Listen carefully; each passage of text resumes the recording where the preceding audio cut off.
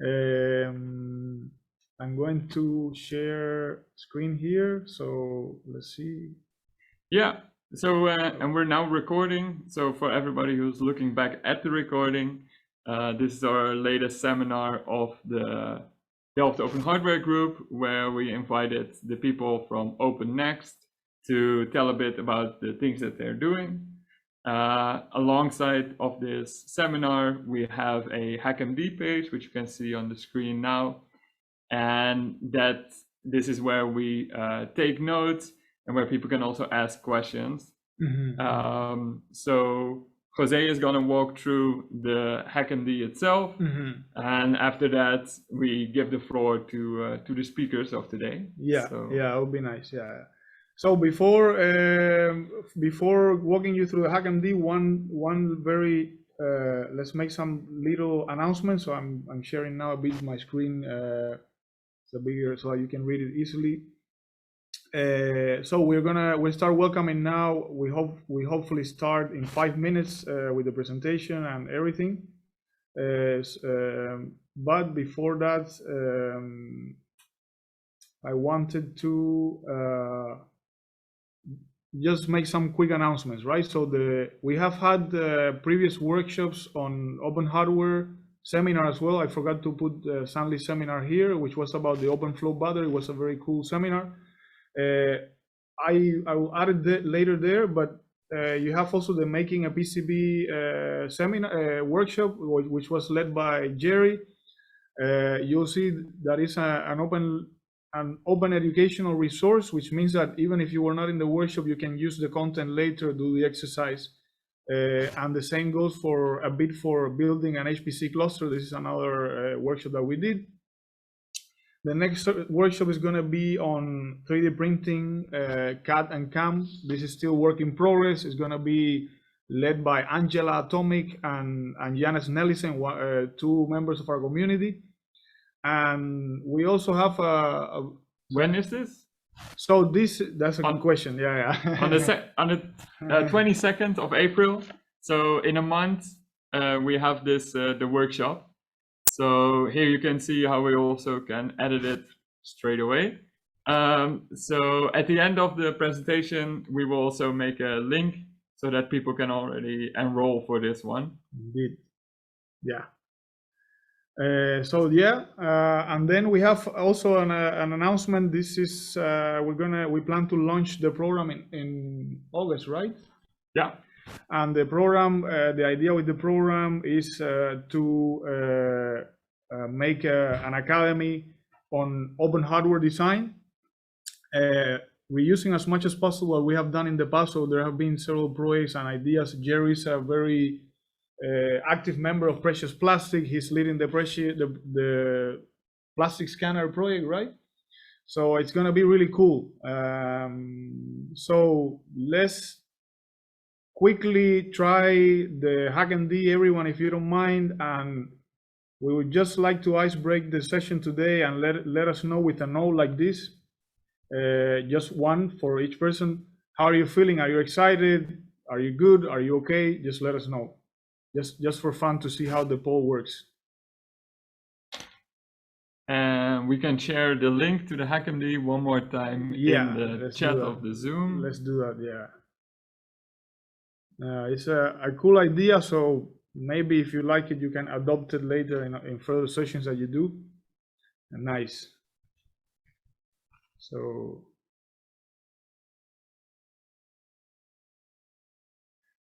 we have one for the beginning, just to see how everybody's doing, and then also it's good at the end if people have feedback for the seminar, if they like the page or if they have other recommendations, then just feel free to put it in here. We're also still figuring this out. We're learning along the way how this goes. So it's always nice to hear if you guys have suggestions for the workshops or for especially like this seminar. Yeah. So we see a lot of lines coming in. So, and we see more O's. People are excited, yeah. People are good. It's also okay if you're not good, then you can also write that down. Yeah. We can add like not good. as well here. And you can just say, I don't feel good. I'm inside, I'm not walking in the sun right now. So that can be the case as well.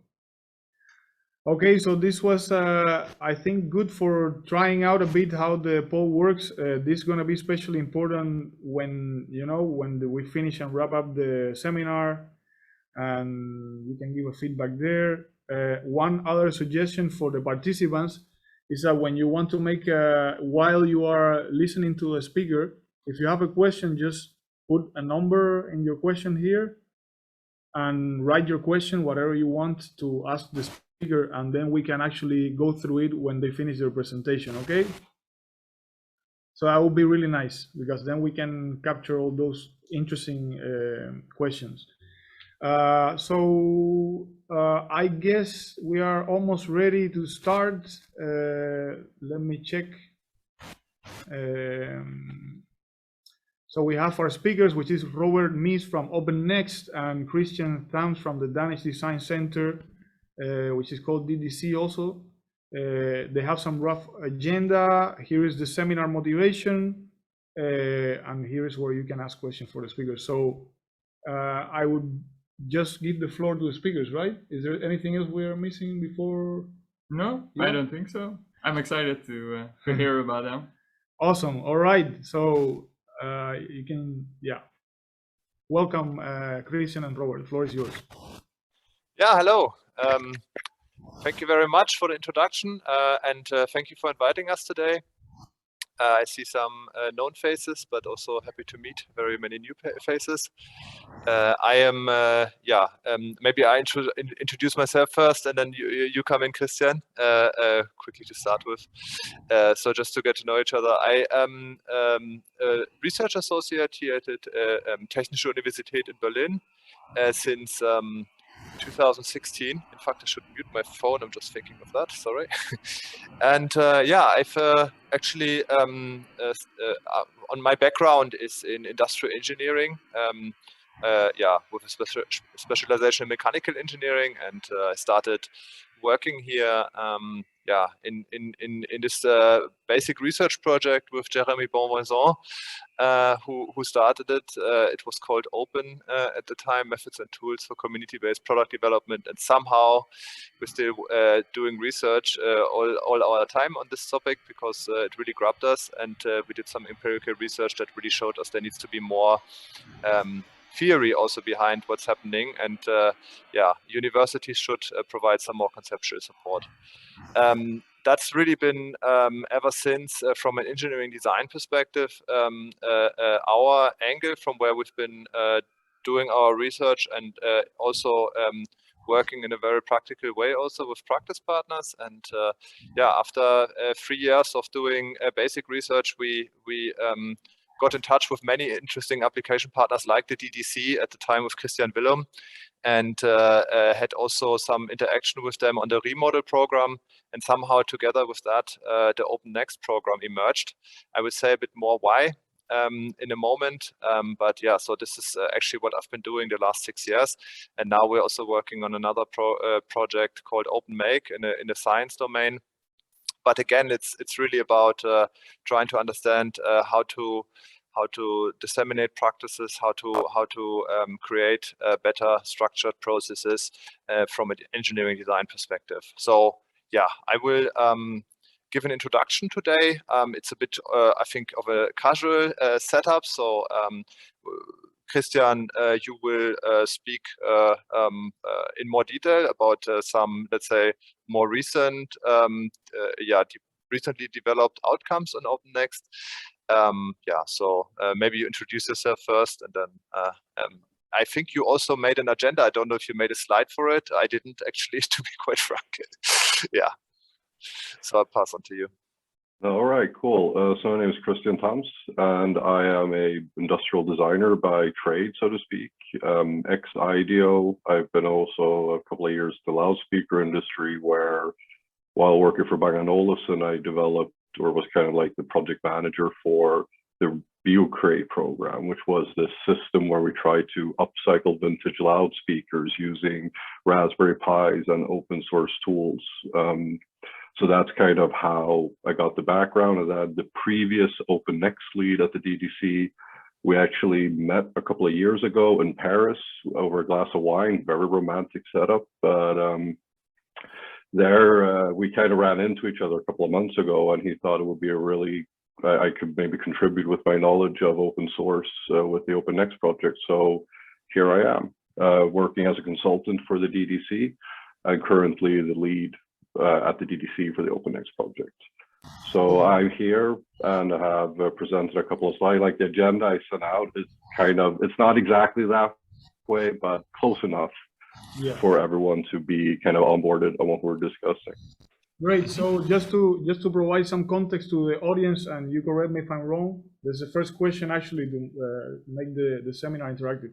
So you guys are really specialized in studying how open source and open hardware and these kind of practices are going to change the business world or the industry. Am I correct with that? Yeah, I think that's correct. What we want to understand is actually how it can be disseminated in industry, better practices, and how especially small and medium enterprises can benefit from open hardware, and yeah, to develop also some methods and tools. So I would say a bit about the goals in my presentation, but yeah, maybe Christian, you also have a more nuanced view on that. I think we're not really doing statistics on industry studies or something like that, but I think I would answer the question with yes anyway. I think you're pretty on point there, Robert. I think this is also a little bit of the exploration and trying to actually figure out how to get more digital practices in hardware development in general, where, you know, in the digital world, there's so much more knowledge sharing going on than within hardware. And I think and everyone who's gathered here in this room, I think we all can agree that sharing information and making it available to the public can only lead to good things. So we have to kind of, like, a big part of the OpenNEXT project is kind of getting people out of the mindset that you have to protect your intellectual property and you have to protect your designs. But we want to kind of show the world that, you know, by encouraging them to share, we can actually get more impact with what you're trying to achieve. So that's kind of, it's a part theory, part experiment. And yeah, do you want to add, Robert? Yeah, I mean, not to stretch it too much, but how basically just study activities in industry and hands-on and together with companies who are actually facing these problems. That's really what OpenNEXT is about. Great, thank you very much. I think that was really nice to get people to understand a bit where you guys are coming from, what is your mindset, and how do you approach this kind of practices of open source, and what do you focus on and things like that. So thanks. Yeah, so should I just go into it, Jose and Jerry? Please go ahead. Go ahead. We were just setting the scene a bit so that you can fully go in depth and drill into your specifics. Yeah, brilliant. So let me find the sharing function here. My screen number 1. Okay. Yes, perfect. Yeah. Do you see a presentation? Because it doesn't show me somehow the which screen. Yeah. Yes. Yeah. Yes. Okay, so I got the right thing going. Very good. Yeah, so I introduced myself already. Yeah, maybe to say that this open hardware community at Delft is a really promising, I think, a thing that you've institutionalized here.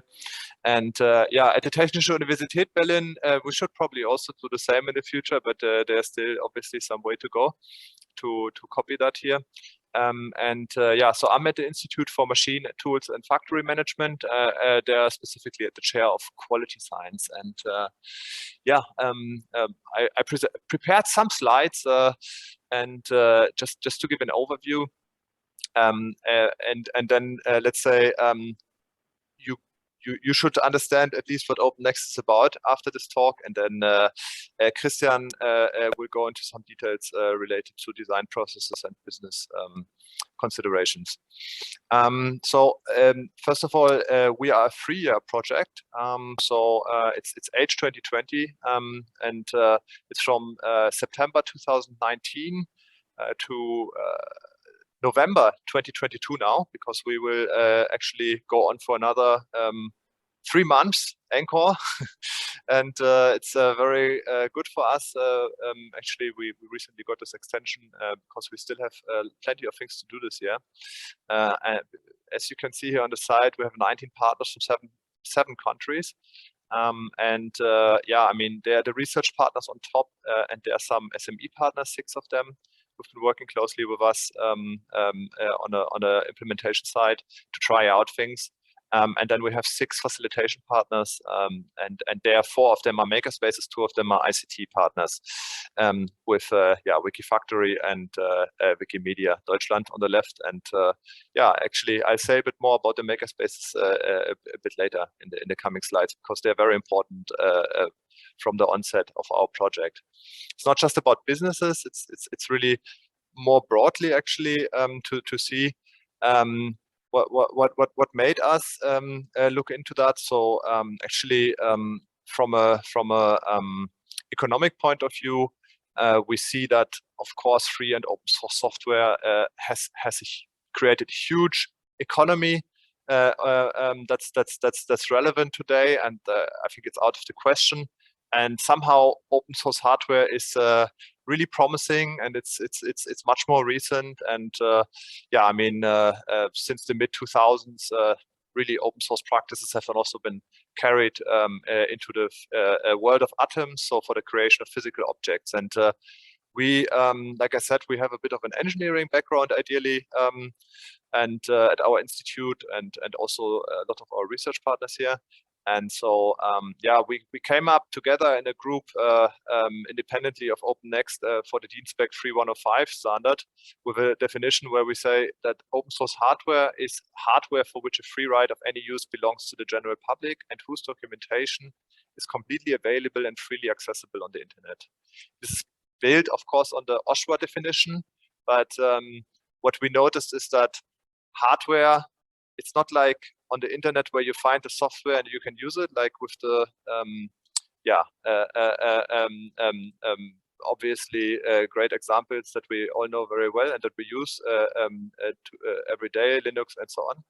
Actually, yeah, the problem is for an Arduino, for example, or what we see here in electric car, we may find some interesting sketches, some interesting concepts, but really what we need to share is, for example, the documentation that you can replicate something, or if you really have a more advanced project, potentially more than that. And today we see actually that people, yeah, don't do that across the board as much as we would think, given the very clear definition of the OSHWA what open source hardware is. So that's really what motivated us. And actually also from a design perspective, we were personally motivated because there is this issue of, let's say, the same kind of evils in design, in closed innovation environments that you come across, and you just are like, is there no solution to this at all? Are we not moving at all in the right direction? And they're really like always the same kind of problems that we are dealing with in engineering and design. So really over engineering is a huge problem in industry. So creating unnecessary product features that lead to waste, replacement products triggering consumer behavior of disposal, which is called planned obsolescence, is also a big problem today, and lack of inclusivity also, that vulnerable groups in society are not considered in the design process and in the innovation processes actually more broadly. And this is something, let's say, that also made us realize that there need to be some more sustainable practices, and opening up these processes is clearly I mean, I'm not telling you anything new here. I think everyone who's here, but it's clearly important to try that as a solution. And so we just have a concept of company community collaboration, which is like at the core or the heart of OpenNEXT when we started out, which says, okay, companies should engage collaboratively within open hardware communities. And they can be also like the Delft open hardware community, of course, and there should be joint projects with a diverse set of stakeholders, co-creating open hardware following what we call the voice of the community. And open source principles create then a level playing field via balanced outputs. Yeah, and that's not just of profits and technology, but really learning and global knowledge sharing. So that's, let's say, the construct or the concept we're working with. Yeah, and also, yeah, what we thought. Okay, this is clear that there needs to be some more experimentation on that. So we built our project around that idea, and just to say what OpenNEXT is about in one sentence, it focuses on encouraging and supporting SMEs to unleash the potential of open source hardware through engagement of collaborative open design of products and services. And this is important together with Fab Labs and makerspaces. So it's really important to bring in different actors here. We are just bringing in Fab Labs and makerspaces. There are many other intermediary actors that we've come across in the last years, but Fab Labs and makerspaces are really suited to work with SMEs in our view to complement each other. This is what we're doing in OpenNEXT, and in a way we want to, therefore create some room for experimentation or some space for trying out things, really for trial and error, and to understand how is the open source development ecosystem working, and how are things working in there, and how can it be built, and there are obviously many different players, and so we're bringing together companies, consumers, makers, but also there are more broadly public policy makers, education and research, and this is, I think, why the Delft Open Hardware Group is really great. Also here and I think this should be a model for universities all over Europe, in my view, and many other actors. And so you see this kind of like our our in a continuous improvement path here. So we start here in from our concept. What the areas we're focusing on in OpenNEXT is, first of all, on really collaborative design processes, which we're studying and where we are trying to identify best practices, and then also business models and value creation networks. ICT infrastructure is of course a very important point, since it's a digital, let's say, concept, and prototyping, so at the makerspaces, or also with the SMEs and based on their capacities, and this is then in the end what creates open source hardware products, where we create some open source hardware product, also through going through all these steps and analyzing that, and providing methodological support and learning from that again also. So just to break it down to 3 objectives in OpenNEXT. So we develop and demonstrate ICT solutions, methods, and tools to support company community collaboration. There's a word again of open source hardware development. Then we have we provide business support, so with SME for SME pilots and demonstrator cases with partnering SMEs, and there we will also document the journeys for 18 SMEs that then altogether that are engaging with open source hardware communities. And last but not least, what I said before, it's very important for us to enable and employ our Fab Labs, so or makerspaces, and this is really to create a facilitation offering to help the companies we're working with to co-create open hardware, and also to blueprint, to make a blueprint for an open lab alliance, which later in the year there will be some more updates on that. Just very important for today is actually the companies we're working with or we're targeting. So we, on the one hand, really want to work with established small medium enterprises, and on the other hand, there are also some startups focused on open source hardware, which we are partly working with, entrepreneurs, right? There are many entrepreneurs. That's also our extended target group, I would say, and but we put them in a new category, which was inspired by one of our advisory board members, Lars Zimmermann, of activist companies. Yeah, so really people who want to do a bit on top of what they do, something good, or maybe integrate that even on everything they do. And there are different groups like social entrepreneurs, people who participate in the common good economy, NGOs. The Make Sense Network is, for example, to mention, and many others. There's an article which I've linked here if you are interested in that. So maybe to now get into it a little bit. I don't want to show too much and talk endlessly in slides. Actually, I think we should be, of course, very interactive. But we made a call for collaboration in 2021. And we looked at our industries in focus, consumer electronics, build to order furniture, eco-friendly mobility. And we asked companies to apply in late last year. There was an application deadline, and then we had a lot of applicants, and we chose 12 of them to work with us this year. And it was really to call them to join us and to work with us in their upcoming open source product development journey. And the 12 SMEs, we are working with them now already to explore the potential of open source approach to product co-creation, and also to augment their innovation processes and see what challenges do they have, right? So it's doing and analyzing, I would say. So more specifically, because this is really what we're doing in this last year now, we created the best fit with our makerspace partners.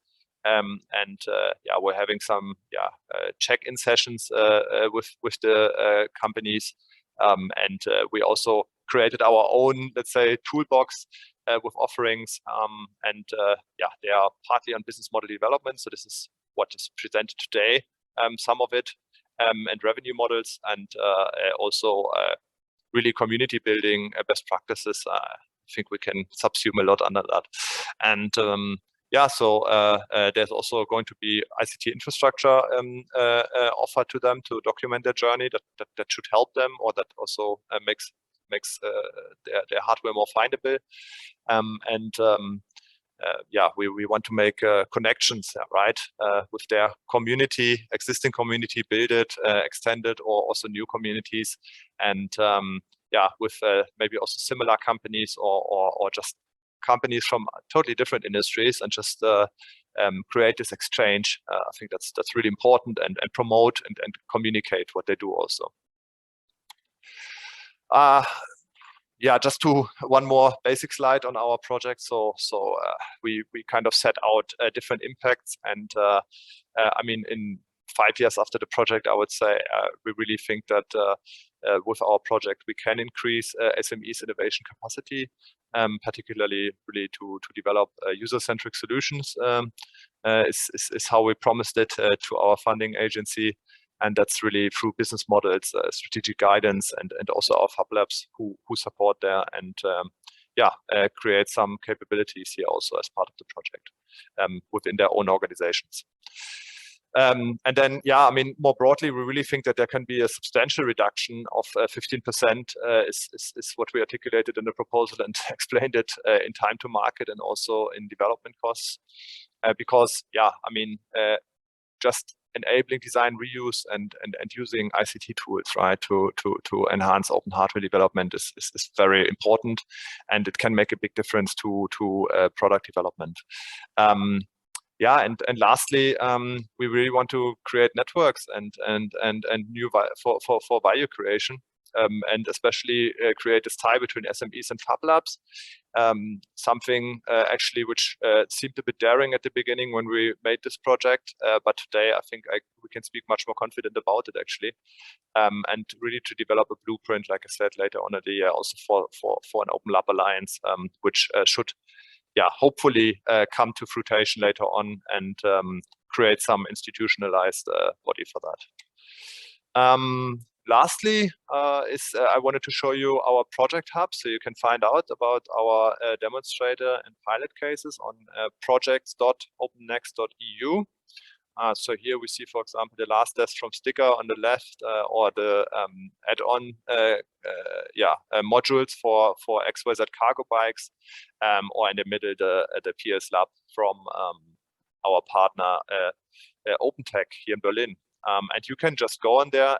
Actually, these statistics are some time ago now. I guess they've changed, but these projects, there's some information, general information, and then it links you from there to get in touch with them or also to work with them.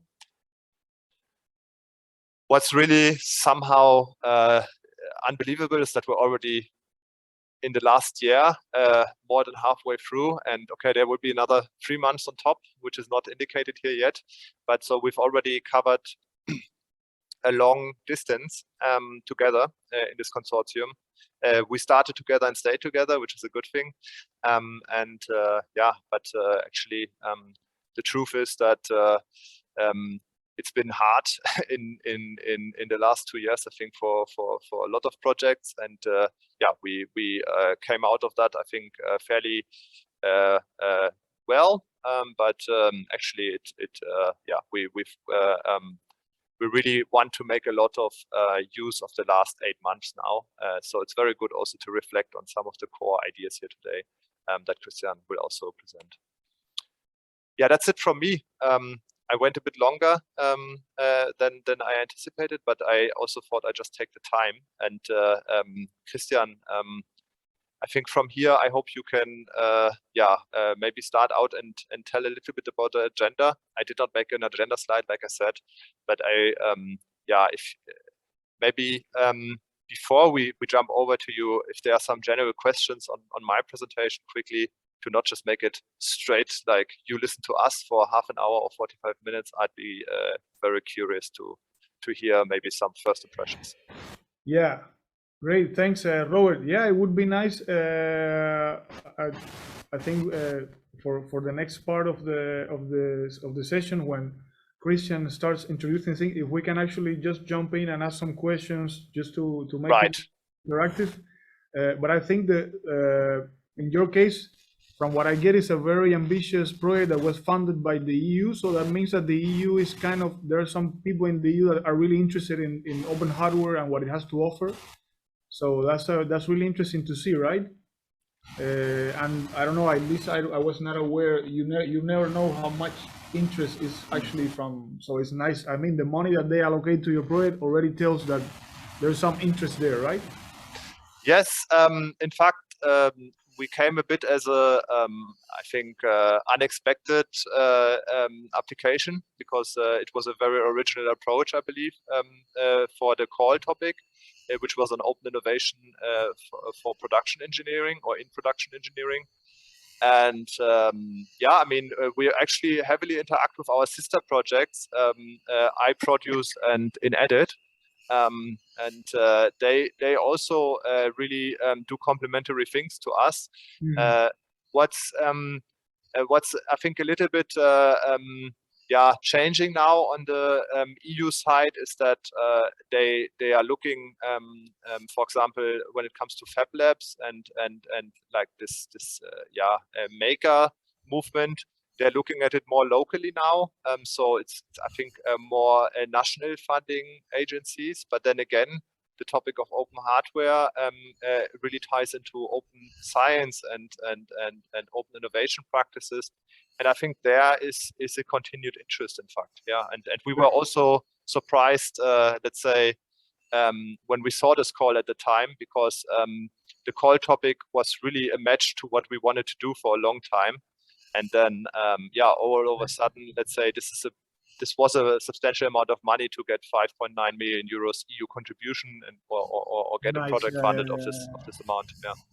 We're getting really nice questions now, so it's really warming up a bit the discussion. So I think, Christian, now the floor is yours and let's try to make this session a bit more interactive also with the community. So if you don't mind, while you ask Christian, I might just ask you something quickly, or just to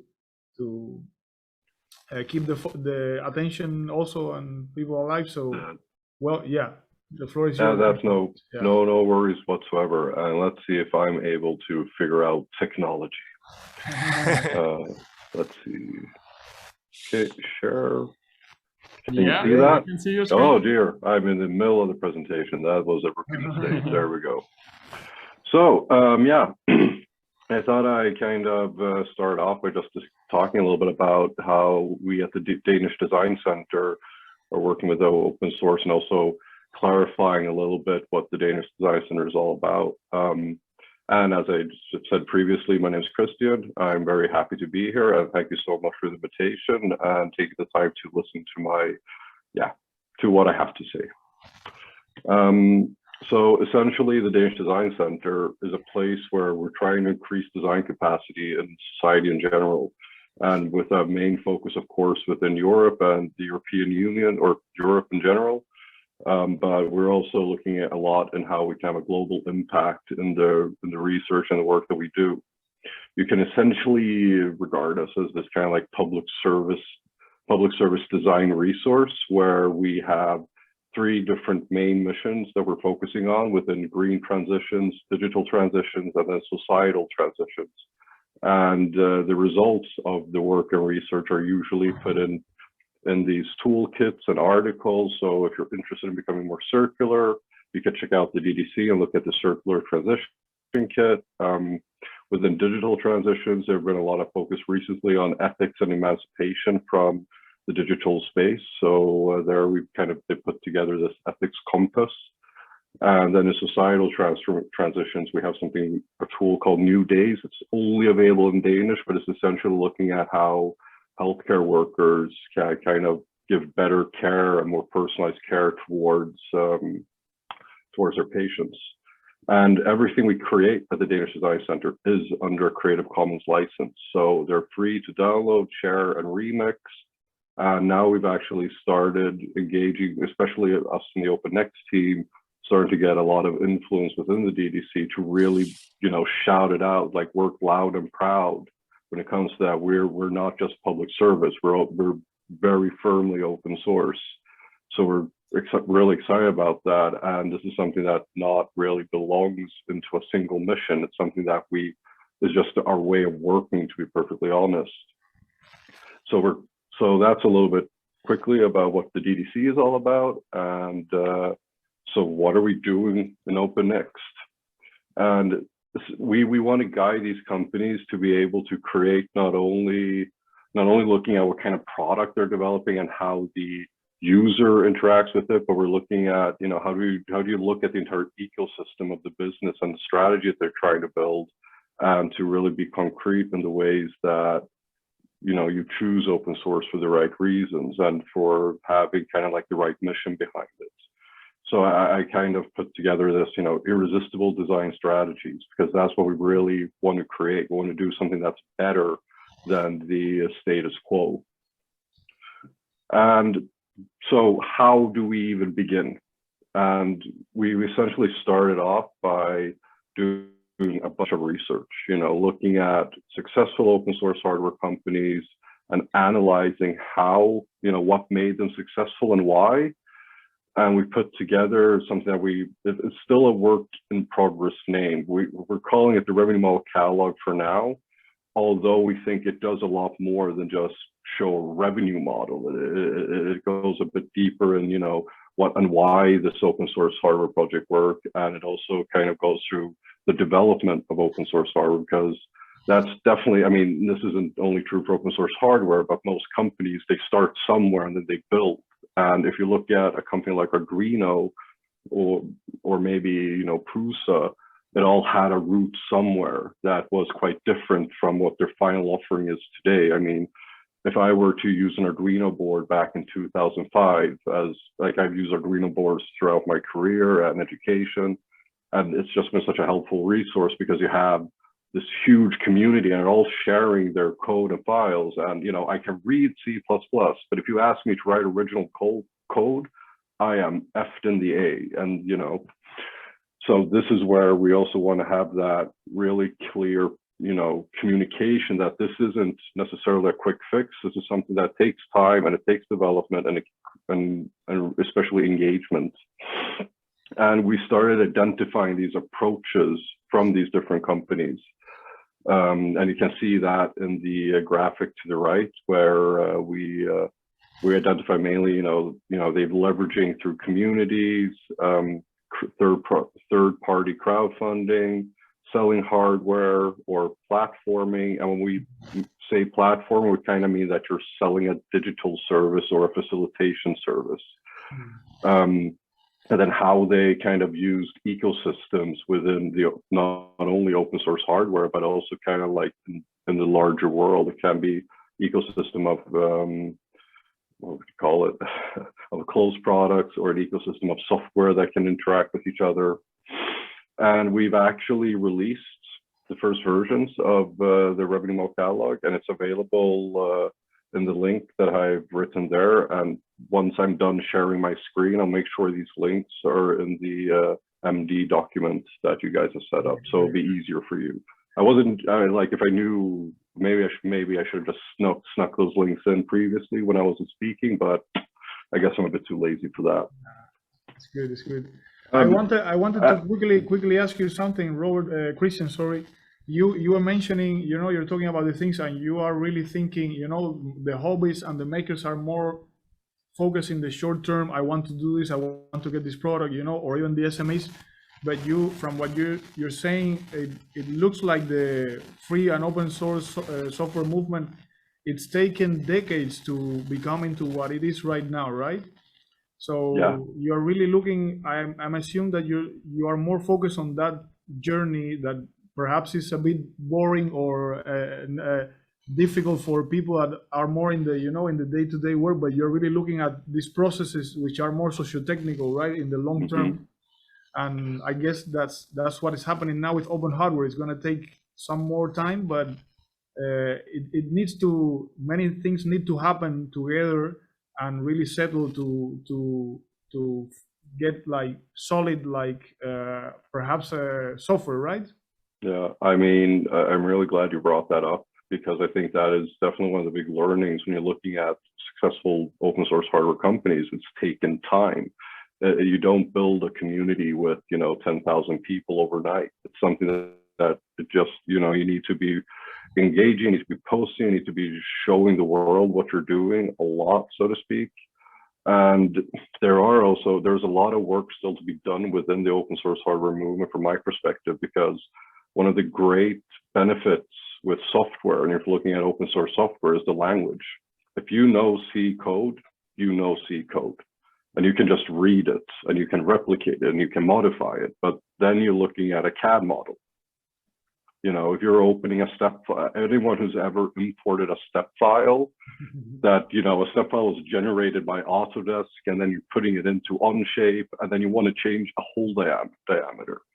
That can be a pain in the behind. I've tried to not use four-letter words here. But essentially, I think that is something that partly that has to start happening, that CAD software has to start being more mainstream, or like they need to converge better.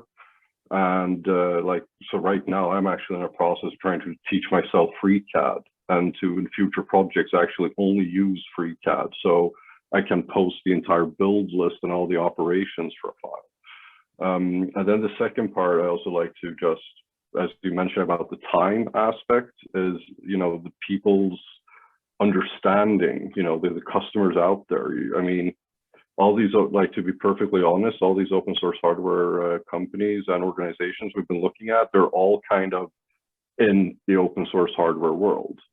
There's not many companies out there, and I hope maybe you guys can educate me on this, but I can't really think of an open source product that my mom would buy. And that to me is a bit of a problem. That's where we need to kind of have the voice of the consumer, of the customer, to, you know, actually ask for these ethical considerations when you do product development. Well, one of the big things for me from which made me even more engaged in open source software was visiting, you know, manufacturing plants in different countries, and they're quite horrible. And we've really outsourced the environmental damage and the ethical considerations of paying someone extremely little money so people can buy, you know, headphones for 40 euros. So to get back to the slideshow perhaps and the presentations and not just my rambling, I think in one of the, these are one of the learnings when we kind of spoke to different founders and different interested people within open source hardware that we've kind of gathered in each case. And I really like this one from Nathan Seidel, who founded SparkFun Electronics. And this is kind of, you know, the kind of advice we're trying to convey to anyone who wants to go into, to be honest, any kind of product development. You know, I mean, don't try to solve everything, because you're probably not going to succeed solving everything. But if you pick one thing and you do it really well, you probably have a bigger impact than trying to do, you know, everything. And that's actually a problem I have. I always want to try to solve everything, but I always need to learn to kind of restrain myself. And so after we gathered all these learnings, we started to, you know, considering how do we enable others to do this? What are the steps in this process that you have to, like, or the journey, to be honest, that you have to go through to be able to create this kind of, if it is in pure product development or organizational development, or yeah, I mean, it's just like really being clear on that. So we started designing the open source hardware business toolkit. Again, work in progress name, because the results of our toolkit is not necessarily a concrete business model, but we're looking more at to concretize your strategy, to go through the different steps to be able to replicate what others have done in the past. And in true open source fashion, we're not the first ones to be trying to do this kind of work. So we were heavily inspired by the Remol program that Robert mentioned earlier. And I was actually a pilot company, or not me personally, but the BioCreate project was a pilot company within the Remol program. So that's where I also got a little foot in here with the DDC. And in very, you know, broad strokes, this is a design thinking toolkit, but we've kind of like re-engineered it to be towards open source hardware development and taking those considerations into this ideal dystopian design process. Because sometimes I think it's a bit dystopian with design thinking, but it's fine, it's good. So we've been doing this iteratively and really been, you know, putting the different tools in, and then we've been using Miro for this and sending it out to companies. And as soon as we get feedback, we start changing it. And I actually put together a Delft preview, and would like to invite you guys to check it out and see what you think. And if you have any feedback or suggestions, or, you know, say, hey, Christian, you're a jackass, why do you do it this way? Please do, because that's how we learn.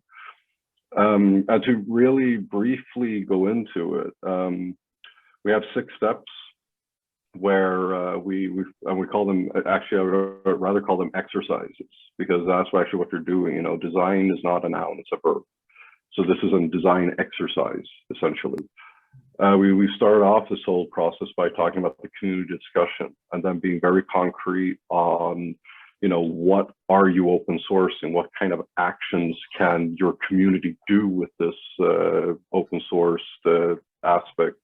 What benefits do you get from it? What benefits do they get from it? And so on. You can, I'll post the link in the MD later, so you can kind of check that out. Yeah. And so then Yeah, I have a quick question, Christian. So you say you have this tool, so that means that we can just try it and try it for something, right? So this toolkit that you are designing, is it something that, for instance, a startup or an initiative from students that want to do an open source project could use it, or someone that perhaps has a project and is trying to think about making it open source and is already perhaps a product that exists? Is this the kind of audience that could benefit from your tool?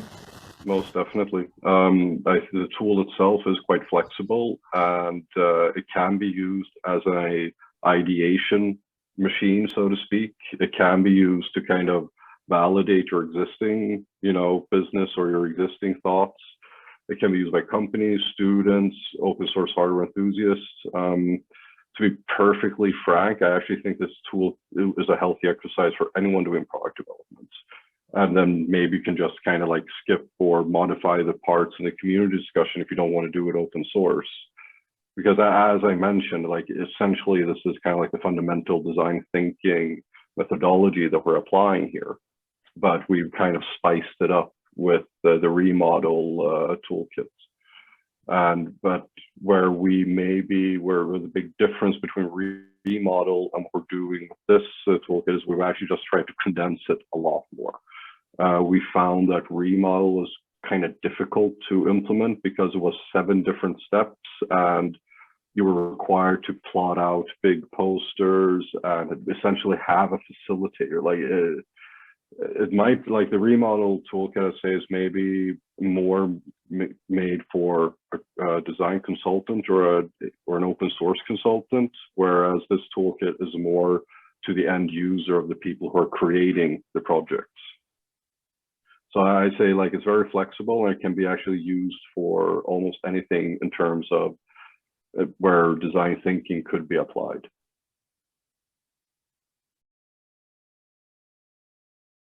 That's really nice. That's really nice. So I'm actually writing the question for later because it might be interesting for other people. Like if you have a tutorial or if you have materials for the audience to look at them to get started with your tool, that would be nice. Yeah. Something you can show later. I mean, something I think would be really interesting from our perspective is just to unleash the toolkit to you guys with not saying too much and then see how you receive it.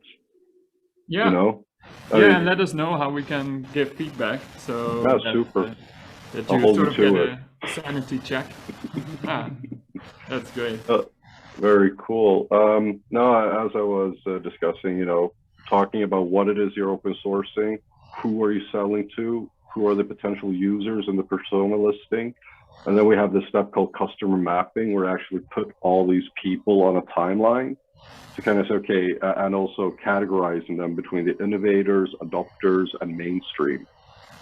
So you're also kind of being able to roadmap your offering and to kind of give a time frame to the project that you're trying to execute. And then the fourth step, which is always the most interesting one, and actually I've heard stories from the pilot companies that it almost like tore a company apart when they were arguing over how their ecosystem looks like. But it's the ecosystem value mapping is essentially just plotting out the people, the organization, your product, and linking it all together, and really being clear on what are the benefits for someone to use your offering, and what do you get out of people contributing, and just having that as a big map in front of you. The next slide will give you a little preview of that. And the whole point of doing this ecosystem value mapping is to actually start pointing out the risks and opportunities within the connections. And it can be something like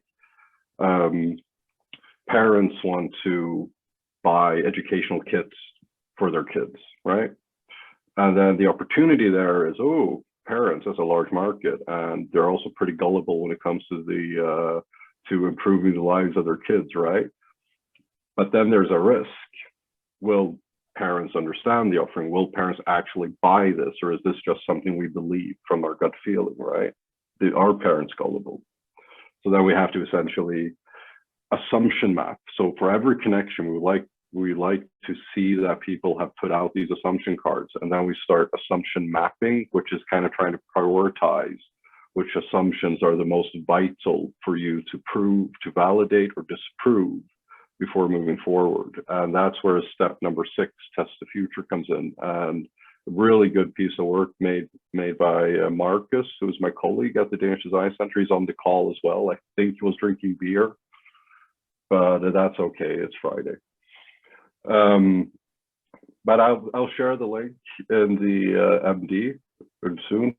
But this is at least something I kind of took to heart when we were prototyping this tool with the with some of our or demonstrator SMEs. And maybe you guys know Leon Anavi. He, you know, he does a lot of open source hardware projects and also Linux contributor. And as he said, I'm usually pessimistic. Usually when, you know, you design people come in and try to tell me what to do, I don't listen, but God damn it, this is actually useful. And here you see a little example in the background of that actual value mapping where, and this is also included in the example because we kind of made a toy brick company making educational kit, and toy brick company, hope you can read between the lines and you know, understand it's a Lego Mindstorm-ish offering. And that's about it where we're at right now so far. A very abrupt end to our presentation perhaps, and I can imagine that you guys have a couple of questions, or I'm just happy to discuss. Yeah, we have, there's a lot of interesting questions. Some of them have been answered by Robert, I guess. So maybe we can, sorry, go ahead, yeah. Yeah, I think from now on we can just have sort of an open discussion. Exactly, So yeah. if your question is there, if it's not answered yet, you can either speak up and unmute your microphone and start asking questions, or if not, then we will slowly go to the list and we will ask it for you.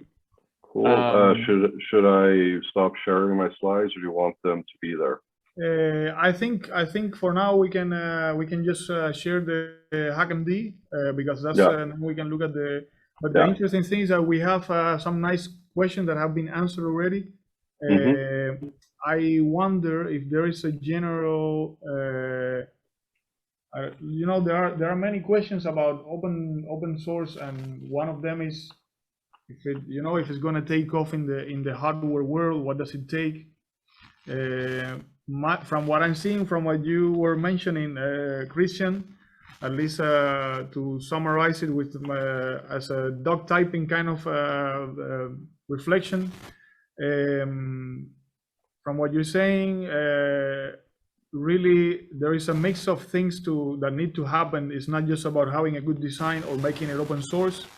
It is an entire social process which involves understanding production, manufacturing, having a good feel about where there's a market, knowing how to connect with the community or potential community, and actually doing it successfully, because you have all these ideas, you know that some people have done something that worked, but you don't know, these things are not exactly like copy paste, like a formula or, oh, this works for Arduino, I'm going to do the same. So at least that's what that's so our first question is how replicable the models that you have studied, because I from what I hear from you, you have studied a bit, you know, successful stories in open hardware. How do you replicable do you think that is? In all honesty, you're going to have to create your own, you know, strategy. You're going to have to, like, you can look at what Arduino did to become successful, and there are probably certain elements you could replicate or be inspired by. But, you know, the real work comes kind of like after you have looked at the, you know, Arduino model catalog, you've gone through the BMT toolkit. And we're also, something I maybe forgot to mention is that we're also trying to link the Arduino model catalog with the business model toolkit more close. So once you've done the business model toolkit, you can actually kind of create your own one-pager for your own strategy. And that's where the real work goes in. That's where, you know, that's why you're an entrepreneur. That's what you get paid for as an entrepreneur in that sense. So I don't want to give the impression that if you follow our example and do everything that SparkFun did, you're going to become the new SparkFun, because one of the arguments I usually bring up when people talk about, you know, oh, how do you make money with open source? Or, oh, you're not going to make anything if people copy you. And it's, you know, I don't think there are too many examples of where you just blatantly copy actually makes you, you know, is the winning recipe regardless. Like you always have to remix the learnings into something that's going to work for you. Yeah. And that applies also and that applies also for for-profit companies, right? So even if you, let's say, you don't want to make it open source, you still can just copy Steve Jobs or Elon Musk and do what they did because they tell you how they did it, right? Yeah. I mean, I think I've sometimes fallen into that trap because when I've been working in corporations, I mean, I'm not too happy about the marketing team, I'll just be honest. And there, you know, I can go, well, I mean, Tesla doesn't have a marketing team, so why should we have a marketing team? It's kind of like, well, we don't have Elon Musk as a CEO. We don't have a guy who decides to just create like cyber trucks because he thinks it's cool. Like that's why you don't need a marketing team, right? But so I mean, if you try to replicate Tesla in that regard, you're not going to win. You're not going to succeed. You need people to translate what you're doing to potential customers so you have it in a digestible format. And I would also say when you're talking about like the similarities or disparity between open source or for-profit companies, you know, I mean, releasing a successful open source product is not necessarily harder nor easier than a closed source product because you still have to understand who your customers are. You still have to have a very clear messaging behind the offering that you have. This is not a shortcut. This is merely just exercises to help you get to the place where you want to be. I would also just step in quickly and say that I think the field is so diverse, so it's particularly difficult to make something that is reproducible for the entire field. I think that's there's always a certain limitation here. What we are obviously also doing is based on the learnings with a couple of SMEs. I think that's very valuable to start with, but could be really that in practice just going to another country already makes a difference. I mean, obviously we see that in the same project, or dealing with different dynamics in an industry, right? If an industry is quite consolidated and so on, maybe the same practices that apply, you know, well in a growing industry wouldn't really apply very well there. So again, it's highly contextual. I think everything we do. Mm-hmm. Mm-hmm. Oh, we have Sanli's hand raised. Yeah, thanks, Sanli. Thank you. I ask it because my questions have been skipped in answering, so I don't know who is answering, but maybe I can raise it here. I mean, what you said, it's not really necessarily adaptable, but also 6 million divided by 12 is like 500,000. Who knows when the next grant is? If it is such a high barrier to help a company, so I thought it should be something sort of by design in your initiative that helps the people who cannot directly join and pass your barrier of selection. What's your strategy for helping those people? Well, at least from the Danish Design Center's perspective, is that all these tools will be freely available on our webpage. We are doing everything we can to spread the message. We have a very talented communications officer by the name of Miriam, who has been an invaluable asset in really getting kind of like what we're trying to achieve out there in the broader public. So all this money is going kind of, in one sense, you could say it's going back into the community if the community so chooses to use it. And I think so. It's raising awareness. What you're saying. Yeah, that's the best way. Yeah. I think I see your question. I jumped it because there was somehow I didn't see it, but yeah, I actually think that right now, we just run out of time and money now, so we won't have another batch. But yeah, I mean, it's actually really hard to get funding, right? So that's also something that we, of course, were surprised also how many people wanted to simply work with us to exchange.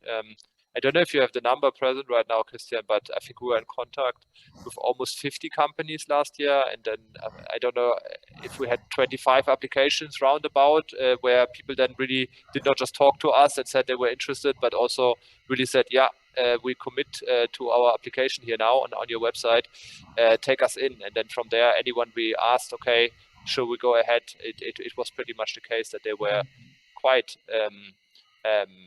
ready to do that, which came as a surprise, to be quite honest, because already promising for an EU proposal that we will find 12 SMEs to work with us on and off for,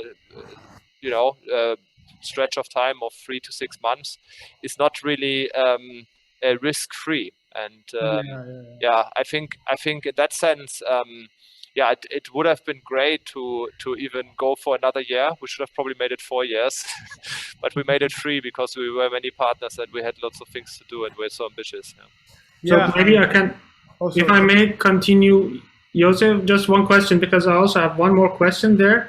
So what was the reason to go for companies and not specific solutions, sectors, products, so you can actually give service to a couple of companies at the same time? Right. Actually, that's a very good question.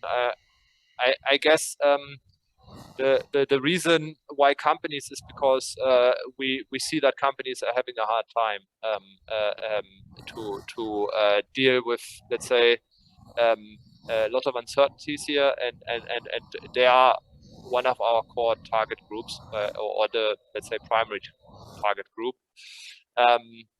In fact, what would have been quite nice, and I guess maybe we will see that implicitly, is to see really solutions that are developed by different companies, and where really they benefit also from this in their industry, that it makes them stronger. And I think so. Actually, when I think like of cascade funding projects in the future or so, certainly it would make a lot of sense to also give more funding to companies that work together, because they will probably also create better solutions. We didn't give funding, so we were kind of not able to dictate the terms so much. Yeah. So one interesting thing, which is related to what Stanley mentioned, we're saying, okay, you got 6 million, but the question then is how much work you have to do and what you have to put in the grant to get the funding. So I don't know, Robert, I'm gonna just share some things that I suspect, right? Like when you're applying for a European funding, you have to have an X amount of partners. You have to show that there's some business potential as well, or that there needs to be. So the grant sets you some constraints, and maybe that also frames a bit. Maybe you can just confirm or not if I'm true, but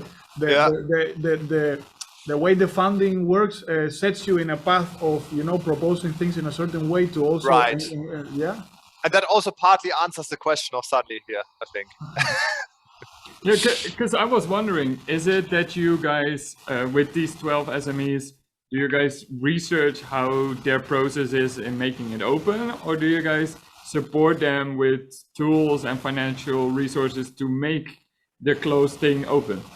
So no financial resources. We have 6 SMEs who have received financial resources.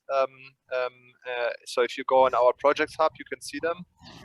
They are our 6 partners who we started with in a piloting phase to also experiment and learn from them as well.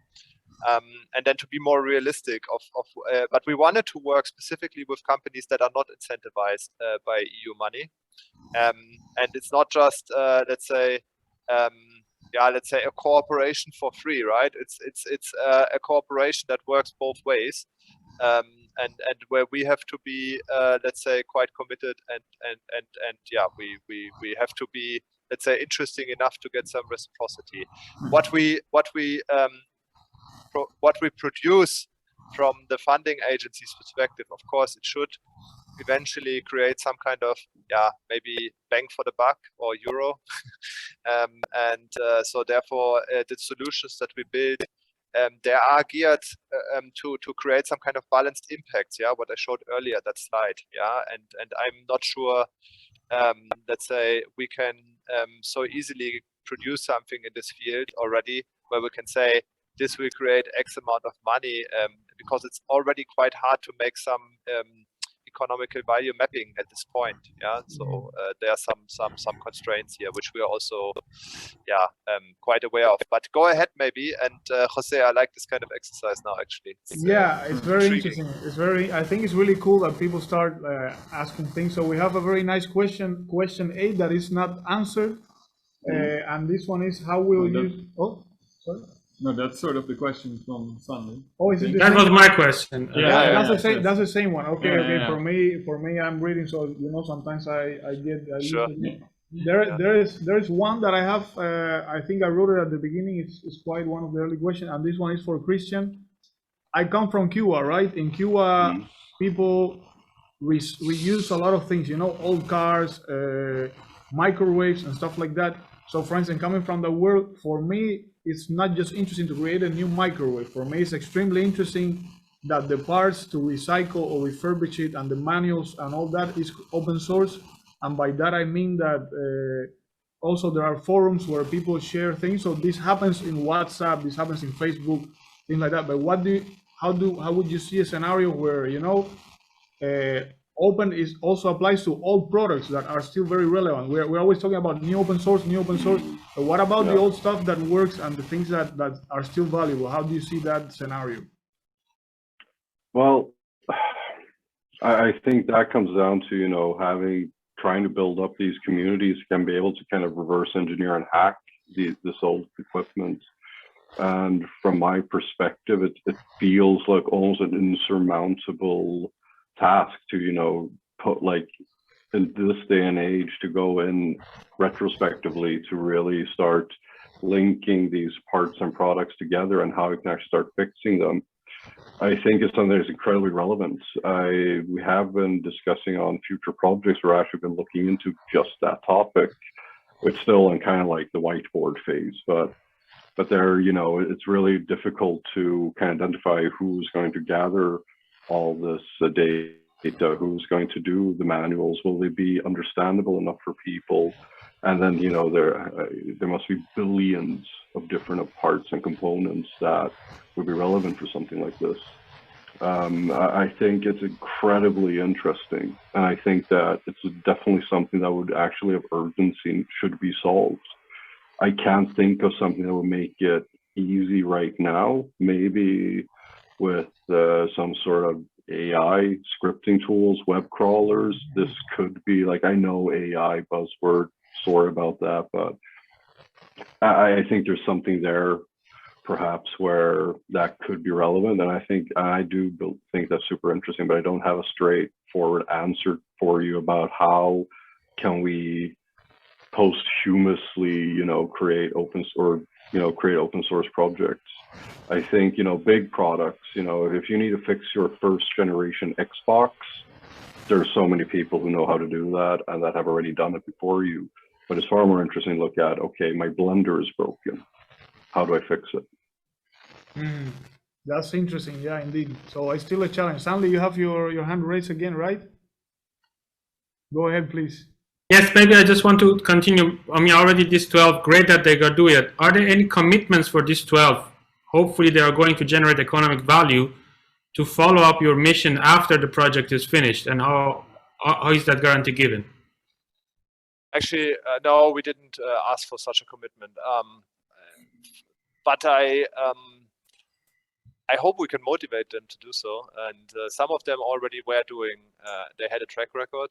Others came in exploring something new. And I mean, quite realistically, if you're doing this for the first time and you still want to do it after 3 or 6 months, if half of the cases are like, okay, we are willing to invest more time and effort into this after this project is over, I would already be pleased by that, I would say.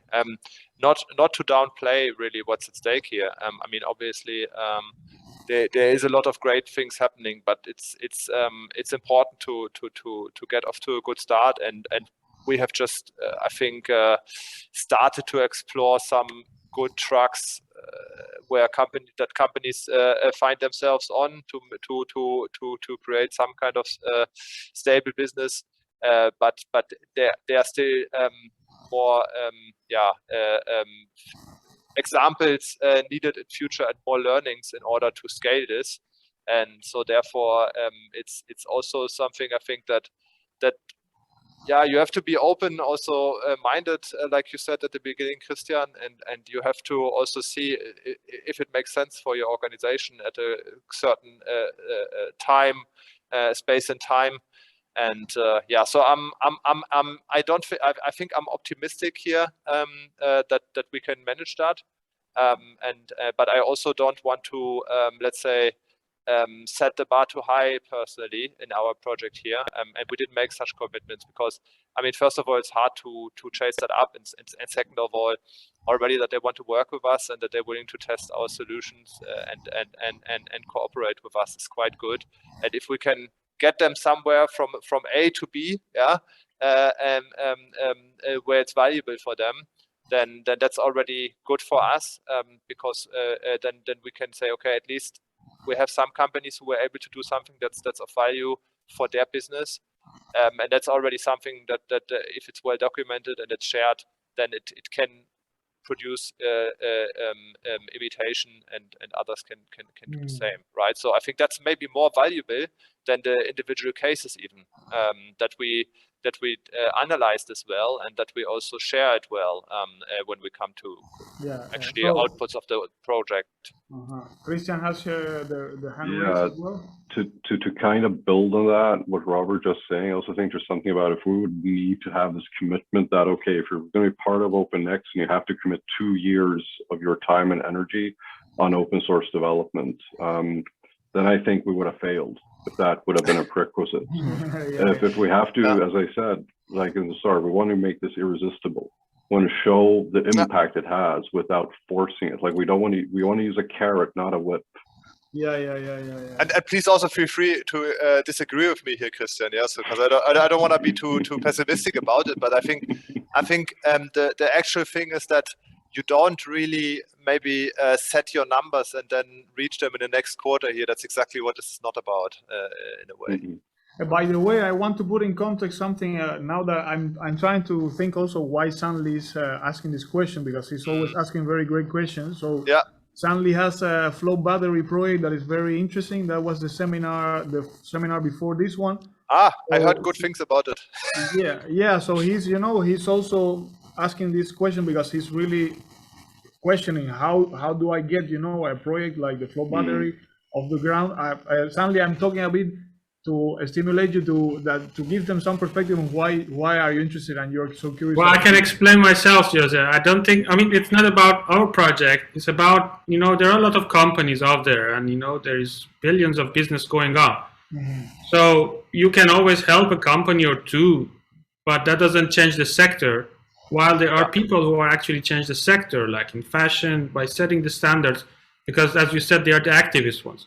So that's my question to you. So how are you going to turn, a passive company who has found a nice solution and maybe in 2 years changes CEO and finds a different strategy to become or stay an activist company? Because at the end you are actually siphoning public money with the goal of promoting open source, right? And it has to come back somehow, its effect. Yeah, because I think ideally you would like to put money in and in the end have the company grow and have more sort of value out of this on the long term. Because I think with all of the projects, you will have at the end of the project more documentation and more open source projects. So that's good. But indeed, if these people keep making open source projects and if they inspire others to start their own open hardware, open source project, that's where it can be super valuable. Yeah. I would also maybe comment that we are expecting open source hardware to flourish in a world of traditional and conventional business. But the question might be also like, do we need a different economy where the open source would flourish? Would that so?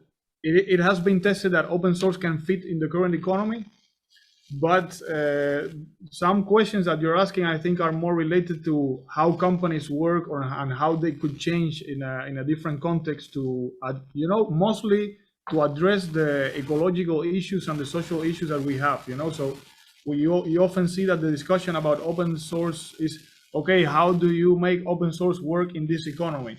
But then there's another question, which is how it can help build a different economy that where maybe competition is not the most dominant aspect of the company, but collaboration and private public investment, where, for instance, a lot of my money as a taxpayer goes to that, and I can decide that I invest in this social entrepreneur or company because it's going to benefit my kids. So that's also a very interesting discussion, which we often kind of not even talk about it, you know. So maybe it's also another angle on the subject. Yeah, but it's true. I think also that open hardware has not really on this level had the impact like open source software, simply because not just because of technology, let's say development and diffusion. I think the issue is also to change an industry in software. It's like, okay, yeah, we change software development, we change the, computer sciences have changed. I think really it's really changed how we approach software development now because of open source software. I think until we get there in hardware, it will take substantially longer, and until it takes changes industries, it's also a similar issue. I mean, modularity is a big issue with hardware, and I could go on. It's a long list of issues and limitations and barriers we're facing.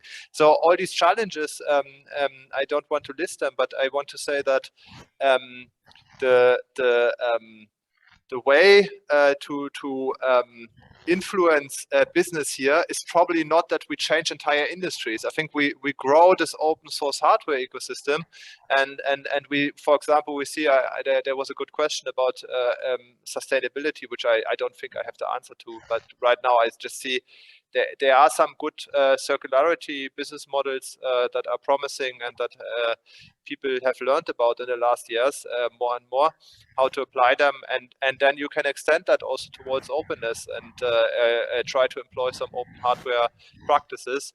And I think here there's not really also maybe this kind of thing of closed versus open. Yeah, so I put my license on my software and share it with you, and now it's open. It's much more gradual, right?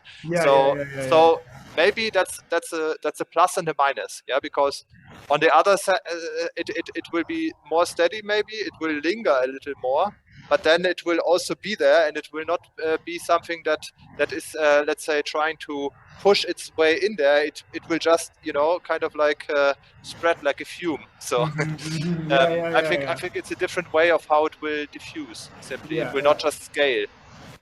We have a question that has been second, so it means that someone says, I also want to ask this question. So the question is a 15 question. Is being a startup SME, is it useful to profile yourself as an open source company? I do feel like governments are a bit hesitant to give funds with the idea of protecting, in this case, Dutch knowledge. Maybe not. Maybe not. I mean, if you really are looking for venture capital funding, especially, I think you really want to be very careful about this, actually. But I mean, Christian, I think this is also really something the DDC, I think, deals with. So if there's really a good idea and someone has a way to really create a good business model, and this is just an added aspect, then I mean, for add-ons and so on, I can imagine it. But if it's really at the core of the business, and I think this is how this question is meant, then I would say I don't want to promote it like that. I think it's also, we shouldn't be unrealistic in this case. I'll put it this way, like, it all, like how you position yourself, a lot comes down to who it is you want to target. If you're looking at venture capitalists, funding, like, I would still recommend, to be honest. Yeah. But open source hardware and being open source, you're able to leverage a lot of good things, a lot of good conversations that are happening out in society right now. I mean, there's no doubt about it. The planet is warming up. There's no doubt about it. traditional product manufacturing and product creation is a pretty considerable cause of this. So like open source, just because you do it open source doesn't mean that you're necessarily a sustainable company, of course, but it does open up possibilities for sustainability. It does open up possibilities of distributed manufacturing. It opens up possibilities to kind of include more people into the process and be more transparent to your customer about how things are actually gone down. I don't want to, how would you say, like, I don't think Bang & Olufsen would appreciate like a documentary video about their manufacturing facilities in China, nor would a company like Soundbox or Apple. I mean, when was the last time Apple used their manufacturing plant as a piece of marketing material?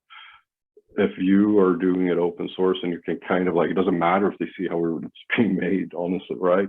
Then you can actually leverage that to kind of get that point across to the end customer that, hey, you can buy this thing for 50 euros that's going to maybe do the job for you, but you're contributing to all these negative things that we see happening to in our society and our planet.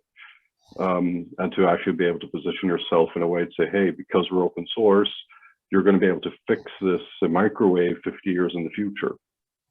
Because we have all the parts and all the specifications, all the documentation out there. So there's kind of like this mixture of, you know, do you want to position yourself for funding? I'm not the right person to ask about that. Do you want to position yourself to kind of differentiate yourself in the market? Yeah, then I would say it would make a lot of sense to position yourself with open source, or not even. But then it's not about saying that I'm an open source company. It's more about these are the possibilities that I enable because I'm open source.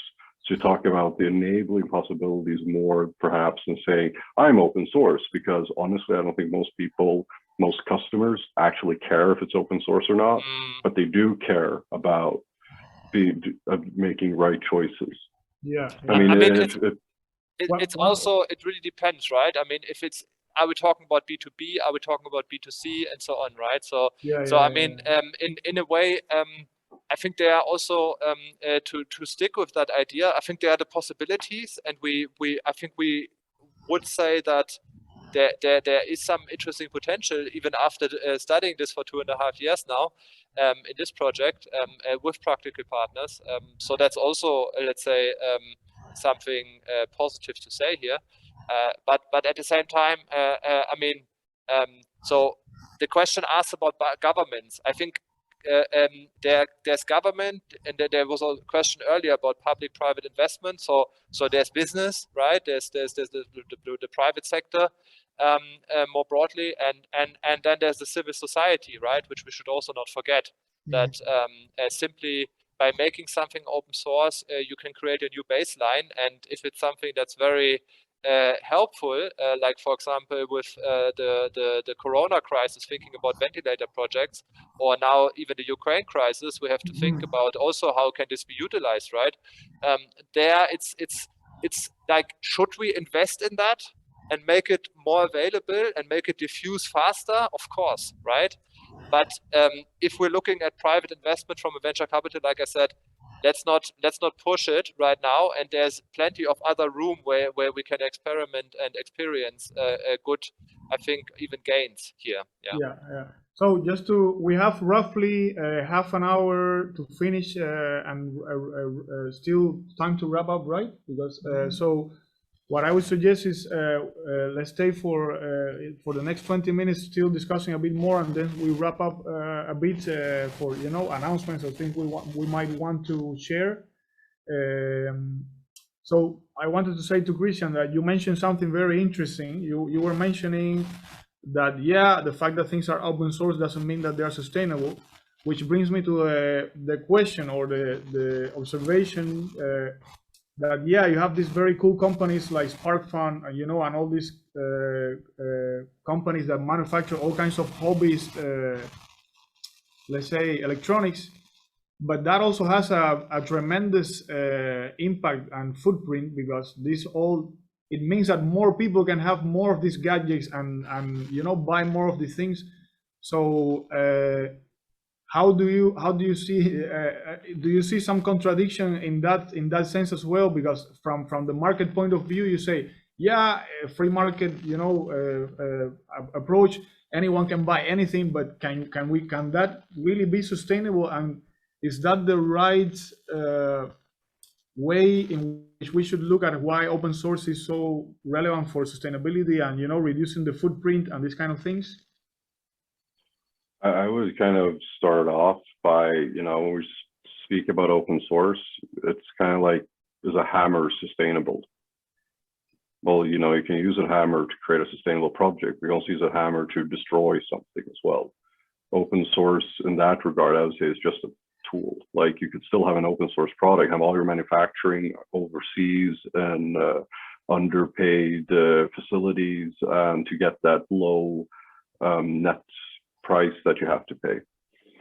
So I mean, what I see as the big kind of wins there for open source, for having a product being open source from a sustainability aspect, is actually just what you mentioned earlier, Jose, about in Cuba you want to fix microwaves, you have to fix blenders, how do you get new brake pads for your cars? I mean, and this is where if we would have done open source from the get-go, from the beginning, then it would have been an issue. Then you could have used these products for a lot longer. And I see that as one of the major benefits of open source, to be able to keep the things you cherish for a longer period of time and make it more convenient to fix them. Because currently it's, it's just more convenient to throw away your printer than buying new ink, because ink costs more than the printer itself. So I mean, it's a tool, and it all comes down to the use case. And I don't think I've stated that SparkFun is a sustainable company per se. But it does open up possibilities of actually going more in depth with the sustainable issues, because you can always say, like, okay, we built this product, and now you share the files, and then you have this part in maybe ABS plastic. There you also enable people who are maybe smarter than you to say, you don't have to make that out of ABS plastic. If you use this kind of material and this kind of manufacturing process, you could negate that ABS. Oh, cool. I mean, that's at least a possibility when you open up for the community to be able to pitch in and to give you more, to kind of give you more information or, help you co-develop. I think that shouldn't either be kind of ignored too much. Yeah. But I'm not. We have a question from yes. We have a question from the audience, I think, as well. So Anna, welcome. The floor is yours also to ask a question. Yeah. Thank you. It's more of a comment, really. I wanted to build on. Can you hear me okay? Can you guys hear me okay? Now yes. Well, you're coming a bit delayed or cracked. Okay, I'll type. Okay, you'll type. No Okay. worries. Maybe while you're typing, Anna, thank you. Nice to see you as well. Long time no see. I would also maybe like to put the question back to the Delft hardware community. Is that something that you also have in mind to work towards? Yeah, so this is like Christian said, it's a tool, and we can encourage people to build sustainable projects or some projects that even make a net positive. Yeah. And to make it better or to improve it, I don't think it harms to have more documentation and more information online, because it makes it more repairable, it makes it better to understand, it makes it more hackable, adjustable. So with just sharing that, you already expand the lifetime. So yeah, it's very important, I think, with the value, let's say, set that people have here, I think, as well, right? yeah. Let's make sure that Anna. So Anna, you're answering the 16 in the question. We just want to make sure that we also address your question, your remark.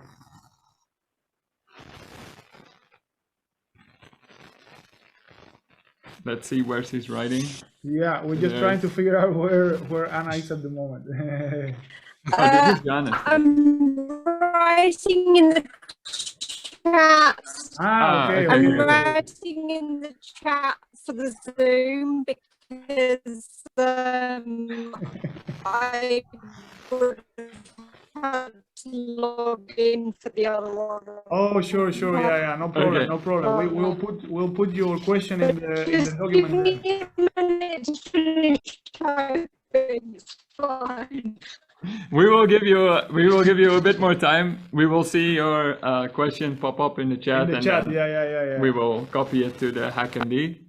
I mean, actually, if just to say that big business in conventional industry there was a question why are they not so interested, and maybe because also there's not really such a convergence of values here. So being sustainable is something that it's also a decision, and a lot of times they make funding decisions, investment decisions that are not very sustainable, and they remain to do so because they are not really much pressed to change it today. And I think there was here a question somewhere about policy. I think this is all really in relation, because yeah, as long as they're not pressed to make a change, right, then also why would they care?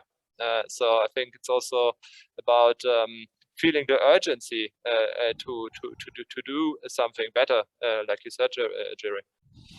Yeah, and I think this is exactly the same with, for example, the Open Science program now at the TU Delft.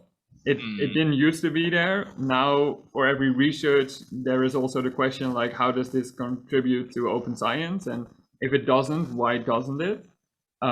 So there is more policy. It took a lot of time because we were, I don't know, hacking and having this open hardware before this whole open science policy. So probably there will be some small individuals, front runners, and then at a later time, this policy will hopefully adjust to that. And I could see this also on a more governmental scale. Hopefully, at some point, that you will need to pay taxes, but there will also be the question like, how is your company doing on climate or on open science or open hardware? Would be very cool, but it just takes time. if you get incentivized to have more operational expenditures and not always, buy new machines, for example, maybe then open hardware would become relevant more and more, also for established players, right? So it's also the right to repair community right now or movement is very strong in the EU. There's good right to repair legislation already being implemented, but still we're looking at now, I think, a few consumer electronic products. So I think here we are just at the start, and there was also a question whether we're looking at that closely. We have some SMEs looking at waste, not even repair so much. But using waste for their project, Fiction Factory particularly does so in OpenNEXT, one of our partners, to create new tiny houses, to create some joints for that, and also some other interesting projects that came up, and ideas that came up through working together with the community of customers and also people who they just found on the internet and promoting their project. By the way, I would like to read out loud what Anna wanted to share. So she just said, I just wanted to add on what Christian was saying about open being a tool that can support sustainability. I think the possibilities for decentralized manufacturing are a big opportunity here. The need to keep proprietary design secret is one of the major drivers for centralized global supply chains. With open products, you can make them much closer to where they are needed. I actually agree, and there's someone else that definitely agrees. So Christian, Christian as well. Yeah, Christian as well. Yeah, sorry. I would sign it, like yeah, personally too. I mean, if you have there is this idea that you could scale products, right? You could make the products large or small and so on. But the truth is that distributed products, distributed production are probably more likely to also create some uptake of these kind of practices here. I think that's totally clear. Great. There are also oh yeah, there is Christian also has his hand raised. Yeah, just like to also build about, I really believe that distributed manufacturing can do a lot of good, but we also have to be very mindful that it's also possible to set up a bad distributed manufacturing network. Yeah.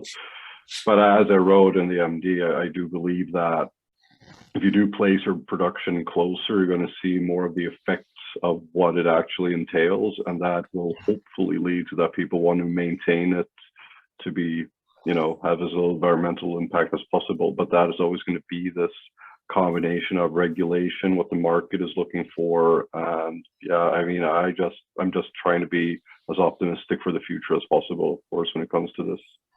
Yeah. By the way, I wanted to mention also, because some people already opened a suggestion. So there are also suggestions a bit below in the post where someone proposed a lesson. So we also have these lessons. So we do a seminar and a lesson, a seminar and a lesson. Simply we do it like that because we don't have enough capacity. So we try to keep it with the capacity we have. If we have more people in the future, more organizers, instructors, we will do it more frequently. But for now, we do it like that, one seminar and one workshop to give us some time to prepare the workshop. And there is one proposed already about open sensing. The same go with seminars. So if you have an idea about a seminar you would like us to organize, or you would like to co-host it with us, you are more than welcome to join as a seminar lead, and we can help you with that and support you with that. So I just wanted to quickly invite you, if you have any ideas, to do it. Not right now necessarily, you can do it now, but you can also do it later, right? The cool thing about this hackmd is that if there are questions that we cannot answer today, right now, maybe later, you know, Christian, Robert, anyone can look at them later and, you know, give a thought. But that's the beauty of this a way of doing the session collaboratively. So what do you think? Just for the people watching at home later and watching the whole thing back, you can still propose talks, propose things. And it's not only the people now joining the Zoom, but the hackmd will also be editable later. So yeah, reach out to us. Yeah, unfortunately, you have to sign up for hackmd, but if you don't want to sign up, you can also comment. So any anonymous comment can be made in hackmd. So if you feel more comfortable doing that, you can also do that as well. And also something that we can add there as well is the last message from Stanley. Yeah. I don't know the enabling the future. It's the Enable project, right? With the protostatic Hans. Yeah. Cool. Nice. Can I explain one sentence? Because Christian at some point mentioned he doesn't know an open hardware product that his mother would like to buy. And I think this would be, I hope that not, but if there is a need for, I think there are many mothers who are actually buying these products.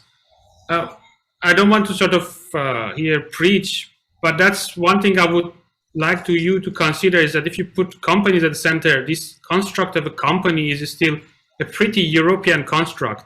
But if you put needs products like, I don't know, sanitation, water, I don't know, access to energy, transportation at the center as something that you want to enable, then you are not sort of at the stake of companies willing to collaborate, but you will be directly engaged with communities who want to use your products.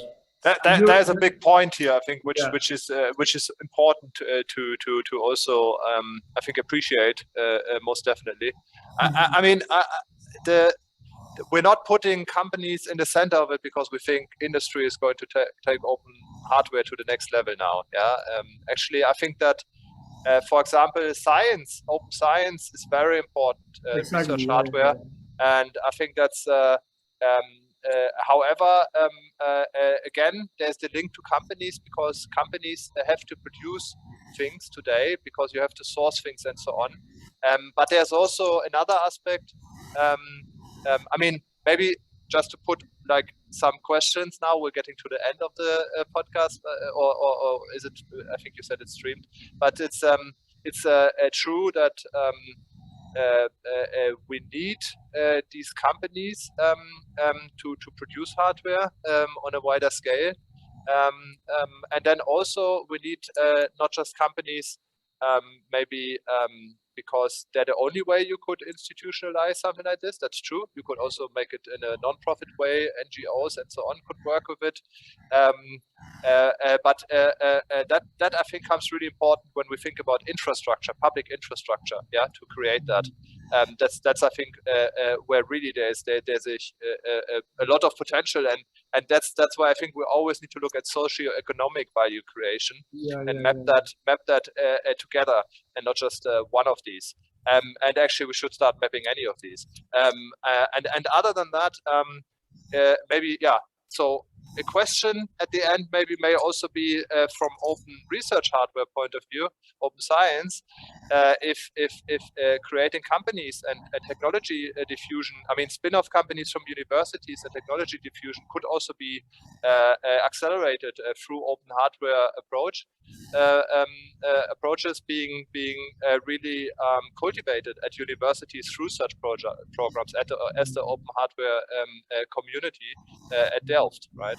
You're right, Robert. So I do agree that the fact, for instance, if the university gets engaged or has a commitment on doing things open source because it's sustainable, it really changes many things, because you suddenly are facilitating that in the context of science.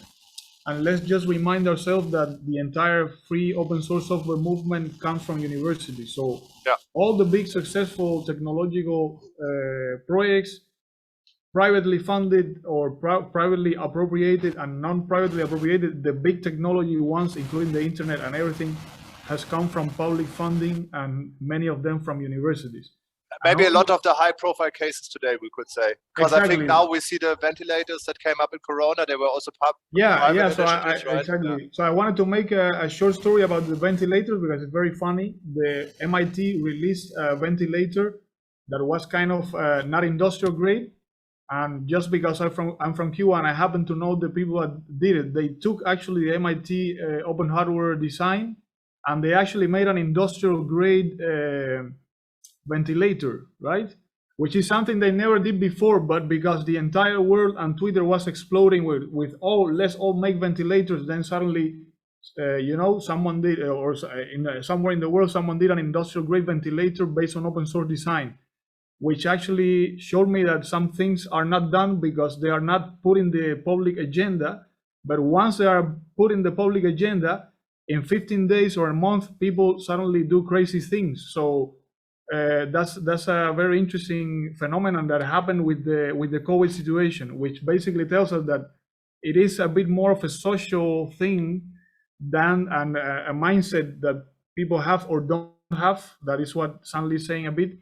And not necessarily if you don't have resources or not, but if suddenly everyone thinks that it's very important to, talk about whatever, COVID, or, what's happening now in the world, Ukraine or whatever, it has to do with that ethos where people connect about a topic and they decide to do something about it, And I think if the scholars in business management or innovation management who have been doing a lot of good work on open innovation in the last 2 decades, if they are now looking at, I think, open hardware as a future trend more and more, and they pay some attention to it, I mean, there's of course consumer innovations as a subfield there, but it's not actually clear what the future of open innovation will look like today, also for big corporates and so on. And I think here we really have a high potential in a way, because it's also, we can be bold about this too. I mean, there is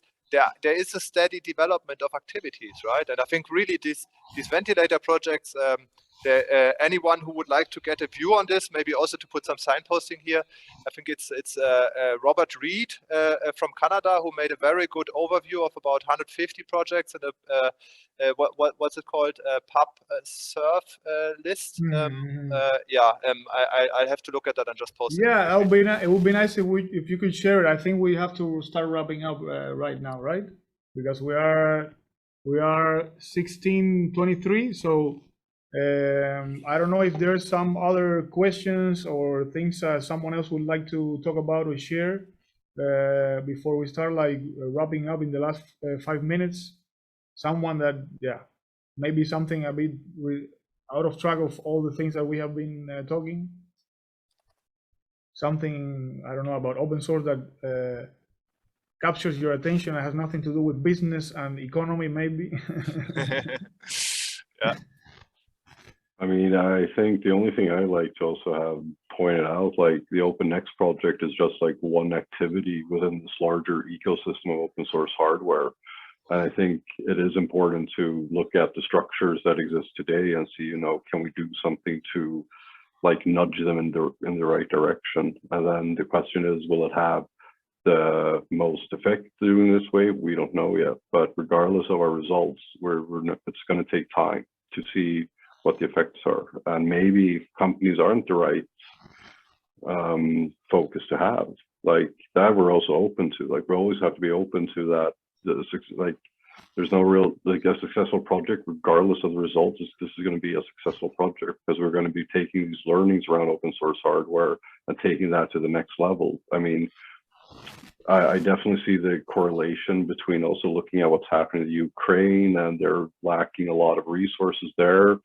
Are we able to use open source hardware to deploy, help and aid quicker than we can do in conventional systems? I mean, there are loads of different topics that I think open source hardware could really have fundamental impacts in changing. And I just would like to agree with you as well, Sandy, that I think there is something a lot more interesting in looking at the fundamental community-based needs and trying to kind of leverage that to create new systems. Because it might be too much to kind of like re-engineer, our Western capitalism in a way so it actually does good for the planet and not ruining it more.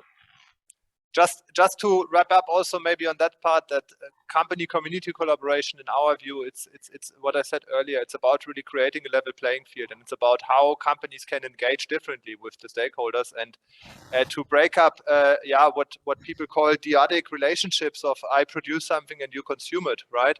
And that's really at the heart of it. So I think here it's not really about the companies. We need to make research to make companies make more profits and so on. It's about we're making research to show companies how to make more sustainable practices possible here.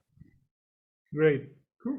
I think that's a very nice sort of quick summary, and it's great to have the two of you give their final thoughts, which also easily leads into the short next section, which is we have a small thank you card with a Raspberry Pi Pico, so you guys can start playing along at home. So yeah, we just really like that you guys gave this talk, and yeah, we wanted to give something functional. So this will be heading on to you. So send your address to us together with some stickers. So yeah, it was just very nice to hear your views and your insights from the OpenNEXT project, but also your personal opinions. So yeah, I would say that wraps it up a bit for the presentation today. And we, as Delft Open Hardware, will continue on for the next coming months, years, hopefully, and hopefully expand way beyond that. But yeah, our next event will be on the 22nd of April. Will be 3D printing. Janus is still in there. He is on this side for my screen, and he will be hosting that. So if you're entry level to 3D printing and if you want to learn some new stuff, then head on over there. And to really wrap things up, I would say then, is that we get back to the last bit of the seminar. So this question will also be sent to all the participants. Some of them already had to run. They had a Friday afternoon obligation, so maybe they're also already out in the sun. But yeah, let us know if you like the pace of the seminar, if it should be longer, quicker, more in-depth, more presentation, less discussion could also be.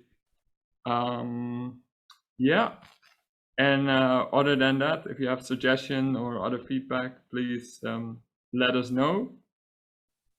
If it's okay for you guys, we will keep you up to date on future events. So not only the 3D printing one, but also in the future when we have more seminars, then we will also send you a quick email. And from August on, we will probably have a program where we can guide specific projects. So in August, September until the 14th of October, we will have sort of a mentoring project where people who already have a project can get feedback from us and from other experts on how to make it more or good open hardware, and how they can build the communities, these kind of things. So yeah, that's for me, the final reminders. I don't know, Jose, if you have anything to add. Yeah, I think just there are some questions about how you feel about the seminar in the hackmd. Again, just feel free to look at it later, share it with people as well. So the good thing is that thank you so much for putting the effort to asking the questions and answering them as well, because now we also have a nice overview of, you know, things that people ask about these things, and it's really nice. I think it was a great exercise for being the best, right? The first one, right? This is the first time we do something like this. So thanks so much for being so enthusiastic about the experiment and joining and embracing it. Yeah. And our camera just froze, which is okay. So nice effect. The battery is. We have an emergency camera here. We have an emergency camera here, so great. I was thinking, just find the schematics and fix it quickly. I mean, how hard could it be? Right. Yeah. Thanks for having us and for the gifts and for the great questions and thoughts.